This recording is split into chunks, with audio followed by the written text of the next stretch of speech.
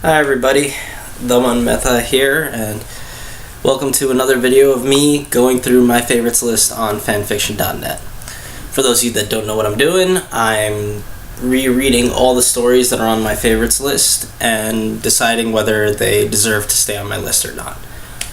So let's jump right into apparently a very, very controversial and infamous fic that the person who inspired me to do this actually name checked, like said by name that in their first post that yes, this will be on their list. And I do not get it. So the fic is A Black Comedy by Nonjon. And it's a story basically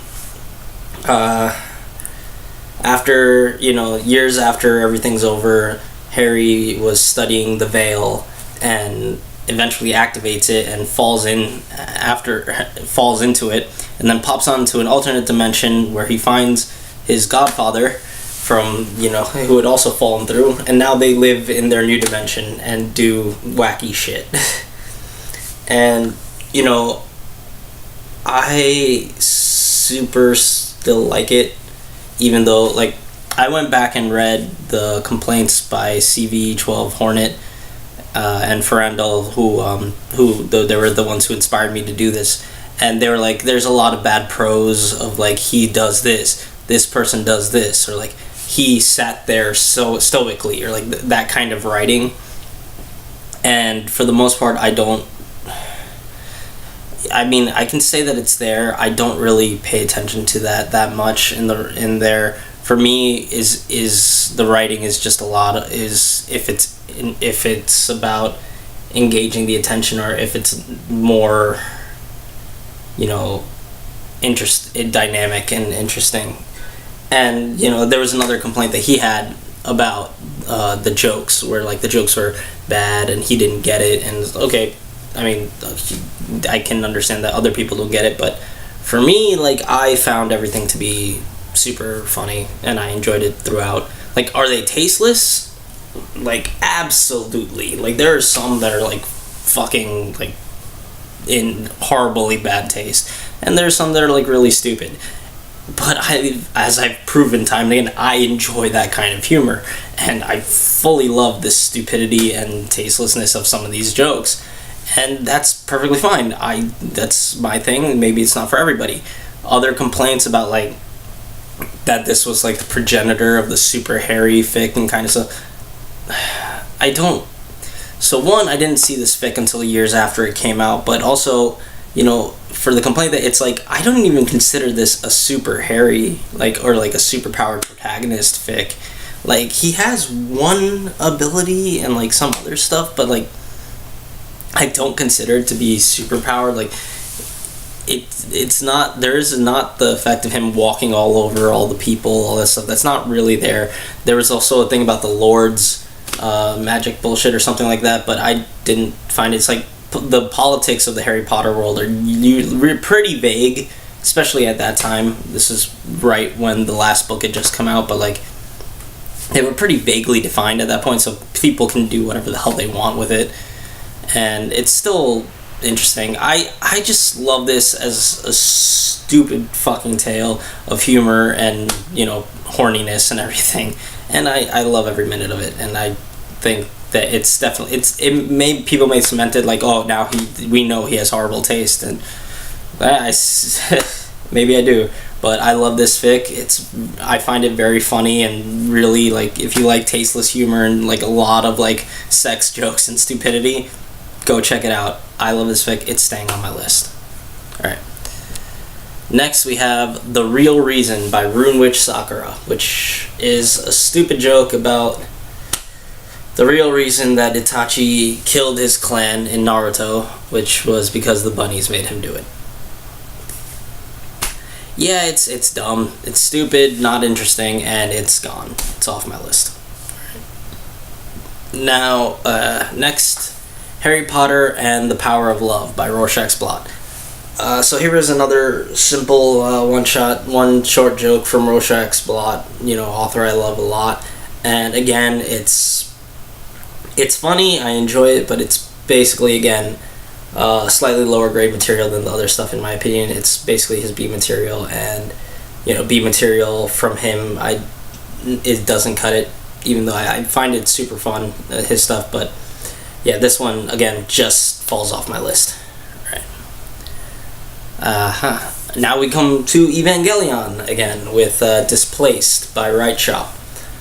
So this takes place after the 12th angel that absorbs him, I believe, Lilil. And he's a little different, and that's because the Shinji that showed up is not the same Shinji, but one from a different dimension that's a little bit in the future and had some slight changes where like mana was there and like other stuff was happening. And he died during the events of End of Eva, when the mass-produced Evangelions were attacking him. So he knows a bit of the future and stuff like that. But the issue with this is that Shinji in the canon Evaverse, and this one, the new one as well, is basically a very, very passive and not like, he's not a very strong character in the sense of evoking change or forcing change unless you actually change him. So this Shinji is still passive, lets people walk on him. He tries, and there's subtle attempts at like trying to connect with Rei and Asuka and things like that, but it's nothing big. So it's mostly just following canon again, with just minor character interaction changes. It's a little okay. It's fine writing wise, story or structure wise, but it's just not super interesting or different. So that's gonna fall off my list. Now we come to another very, very long Naruto fic. This is Lost Soul by LD1449, and this is one of the many fics that are over 500,000 words on my favorites list. This is one fic that I stopped reading when it was coming out. Most fics, like, I'll add them to my favorites list, and if they're still going, or even if I add them to my C2, I'll keep them, I'll keep reading them and as they update. But there are some that I'll just stop halfway through for one reason or another. Maybe the plot is going in a way that I just wasn't feeling comfortable with at the time. Very few. I don't think I've actually, once it's in my C2 or my favorites, I don't really take it off. So these things are still there. But this was one that I stopped reading a long time ago, midway through. And coming back to it now, I can see why. It starts off, the whole plot is Naruto, when he was born, they decided he'll just become a weapon. So they train him to be the ultimate weapon and do all this stuff. And then, when canon comes around, he just gets forced to become a Genin with, Sasuke and Hinata. And then Chunin exams happen and third Hokage dies. And then he's the third Hokage's last wish is for a world of peace. So Naruto decides, okay, I'll do that by conquering the world. And then there'll only be one village, so everybody will be at peace. And then he just sets on doing that. And yeah, there's a lot of stuff happening, but the thing is, this character is not interesting. The character himself is very much just wooden, blank slate kind of thing, where he has no emotions in that except a drive. And he's not interesting. The things that happen, a lot of stuff happens, but it just never grabbed my attention. I tried going through this again, and I just felt so bored, going through this. There's nothing technically wrong with this story. The writing is all there, but nothing at the same time grabs me. There's nothing that actually makes me invested in this story.